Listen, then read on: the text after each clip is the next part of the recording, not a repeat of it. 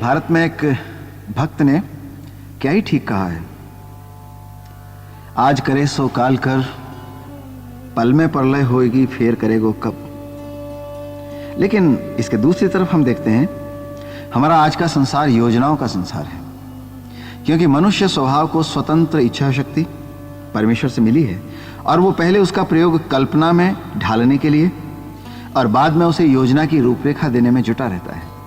मैं मानता हूं कि योजना बनाना एक भला कार्य है और परमेश्वर को भाता भी है, लेकिन तभी यदि वो परमेश्वर की अपनी योजना के अनुसार उसके खाके में बना हुआ हो। हम मनुष्य इसीलिए इस जीवन में चिंता, शोक तथा दुखों में डूबे रहते हैं, क्योंकि हम मांगते और चाहते तो बहुत हैं, लेकिन मिलता नहीं, क्योंकि हमारी योजनाएं ईश्वरीय योजना के विरुद्ध होती हैं। हमें बहुत ठीक से समझ लेना चाहिए। मांगना बुरा नहीं है, परंतु वही मांगना है जो परमेश्वर की इच्छा में है। प्रभु परमेश्वर ने मानवीय गतिविधियों की ओर उंगली उठाकर कितनी स्पष्टता से कहा है कि तुम्हारे मार्ग, तुम्हारी गतियां मेरे मार्ग नहीं हैं। लेकिन मित्रों, मनुष्य इसके बावजूद भी उस सब में लगा रहता है जिनके विषय उसने कभी पहले परमेश्वर की इच्छा नहीं जानी है। सामान्यतः संसार में मनुष्य के अधिकांश प्रयास, चाहे वो आध्यात्मिक हैं, चाहे सैद्धांतिक हैं, चाहे धार्मिक हैं, चाहे शारीरिक हैं, इसी श्रेणी में आते हैं। मनुष्य के मार्ग चाहे प्रगट में कैसे ही भले तथा परिणाम युक्त दिखाई देते हों, उनका अंत शून्य या विनाश है। लेकिन परमेश्वर की इच्छा, आज्ञा और भय में योजना बनाना, चलना तथा प्रतिफल की कामना परमेश्वर की हमारे प्रति भली एवं उत्तम इच्छा पर छोड़कर प्रसन्न रहना अंततः आश्चर्यजनक आनंद के परिणामों तक हम सबको पहुंचाता है। यहां परमेश्वर किसी जाति और धर्म का परमेश्वर नहीं है, इसको हमें समझ लेना चाहिए। जो परमेश्वर पर निर्भर रहते हैं उनके लिए उसकी सारी कल्पनाएं भलाई ही की हैं। जो उसकी ओर देखते हैं उनका मुंह कभी काला नहीं होता, और जो प्रभु को प्रेम करते और उसकी आज्ञा मानते हैं उनके लिए सब बातें मिलकर भलाई ही उत्पन्न करती है। यदि हम मसीह एवं स्वर्गीय जीवन की सेवा में प्रभावी ढंग से कार्य करना चाहते हैं, यदि सचमुच में हम इस पृथ्वी के ऊपर परमेश्वर के संत और परमेश्वर का घराना कहलाना चाहते हैं, उन भावी कार्यों और सेवा के लिए हमें यदि योजना बनानी है, तो दूसरा महत्वपूर्ण क्षेत्र यही है जहां हमें पवित्र विवेक की सर्वाधिक आवश्यकता है। दूसरे कुरिन्थियों 1:12 में पौलुस लिखता है, क्योंकि हम अपने विवेक की इस गवाही पर घमंड करते हैं कि जगत में और विशेष करके तुम्हारे बीच हमारा चरित्र परमेश्वर के योग्य ऐसी पवित्रता और सच्चाई सहित था, जो शारीरिक ज्ञान से नहीं परंतु परमेश्वर के अनुग्रह के साथ था। इस वचन के संदर्भ को मैं यहां थोड़ा आपको समझाना चाहता हूं। पौलुस ने भाइयों को कुरिन्थस आने का और शायद वहां उनके साथ सर्दियां बिताने का निर्णय किया था। उस समय वो यरूशलेम में रहने वाले गरीब यहूदियों के लिए दान एकत्रित करने को जाने वाला था। पौलुस ने अपनी योजना बनाई तथा उसे कुरिन्थी वासियों को भी बताया, और तब उसे अपनी योजना को बदलना पड़ा। इसके कारण मंडली ने पौलुस को अपने वचन पर दृढ़ नहीं रहने तथा जो विचारा गया था उसे पूरा नहीं करने का दोषी समझ लिया। उन्होंने कहा, जब पौलुस हाँ कहे उसका अर्थ नहीं होता है, जब पौलुस नहीं कहेगा शायद उसका अर्थ हाँ होगा। पौलुस ने कुरिन्थवासियों के नाम दूसरी पत्री में इस प्रकार उत्पन्न हुई गलतफहमी और असहमति को समझाने के लिए कई अध्याय लिखे।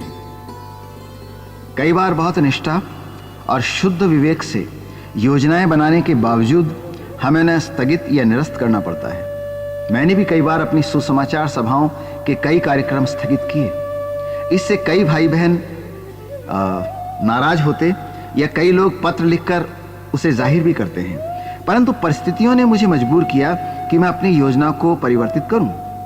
एक बार मुझे स्मरण है, जब मेरे एक बच्चे की यकायक बीमारी के कारण मैं किसी बहुत समय पूर्व निश्चित की गई प्रचार सेवा की सभा में 2 दिन नहीं जा पाया, तो वहाँ के लोग मेरे देर से पहुँचने पर थोड़े कुनमुनाए, थोड़े नाखुश हुए, शिकवा शिकायत की, क्योंकि मुझे अपनी योजना को 2 दिन के लिए बदल देना पड़ा था। कई बार हम देखते हैं कि चाहते हुए भी हम किसी एक सेवा को नहीं कर पाते। किसी बुलावे में सारी व्यवस्था हो जाने के तदंतर भी हमें परिवर्तन के लिए मजबूर होना पड़ता है। परमेश्वर स्वयं हमारी योजना को बदल देता है, लेकिन इसमें भी महत्वपूर्ण बात यह है कि आपका विवेक शुद्ध हो।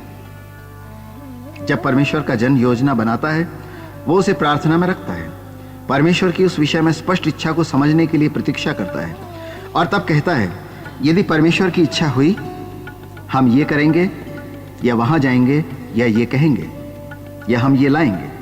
क्योंकि हम अपनी ओर से निश्चयात्मक प्रतिज्ञा नहीं कर सकते कि परमेश्वर हमसे यही करवाना चाहता है। हमारी सेवा के लिए हम परमेश्वर की प्रत्येक इच्छा के गहरे भेदों को नहीं समझ सकते। हमारे लिए तो ज्यादा अच्छी बात यह है कि स्वयं योजनाएं नहीं बनाएं और ना अपने को झूठा ठहराएं, लेकिन सबके सामने स्पष्ट वक्ता और नेक बने रहें। पौलुस ने कहा, मेरा विवेक स्वयं मुझे साक्षी देता है कि मैं नेक था, मुझ में सत्यता थी। मैंने मांस और लोहू से उत्पन्न होने वाले दैहिक ज्ञान का प्रयोग नहीं किया था, परंतु मुझे खेद है। जिस प्रकार आप मुझसे अपेक्षा करते थे, मैं उसके अनुरूप नहीं कर पाया, लेकिन मेरा विवेक साक्षी है कि मैं गलत नहीं था। किसी ने कहा है कि विश्वास का अर्थ ही बिना किसी योजना के जीना है। यदि आप अपनी मसीही सेवा और मसीही जीवन में रूपरेखाएं एवं आयोजनाएं बनाना शुरू कर देंगे, तो प्रिय मित्र, थोड़ा सतर्क हो जाइए। आप विश्वास के द्वारा नहीं चल रहे हैं, लेकिन परमेश्वर कहता है कि मेरा धर्मी जन विश्वास से ही जीवित रहेगा। विश्वास की परिभाषा के लिए परमेश्वर हमें एक अन्य अनुपम वचन इब्रानियों 11 अध्याय 1 पद में देता है। अविश्वास आशा की हुई वस्तुओं का निश्चय और अनदेखी वस्तुओं का प्रमाण है। विश्वास उस आशा का निश्चय है जो परमेश्वर की प्रतिज्ञाओं के अनुरूप है। विश्वास उस आशा का निश्चय नहीं है जो परमेश्वर की इच्छा के अनुसार नहीं हो।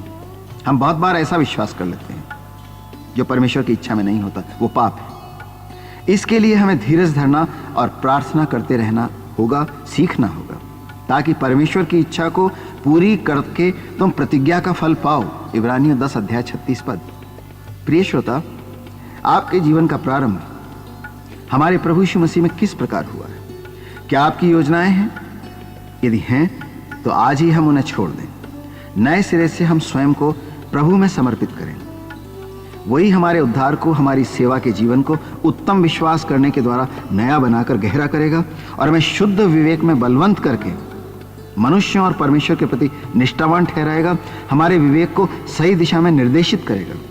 वो हमारा अगुआ बनेगा, उत्तम चरवाहा बनेगा। हम कुछ नहीं करेंगे, हम उसके साथ साथ चलेंगे। परमेश्वर हमारे महान प्रभु यीशु मसीह में हमें मनुष्य की बातों से बचाकर, सुरक्षित रखकर अपनी महिमा के लिए, अपनी बातों के लिए प्रयुक्त करे।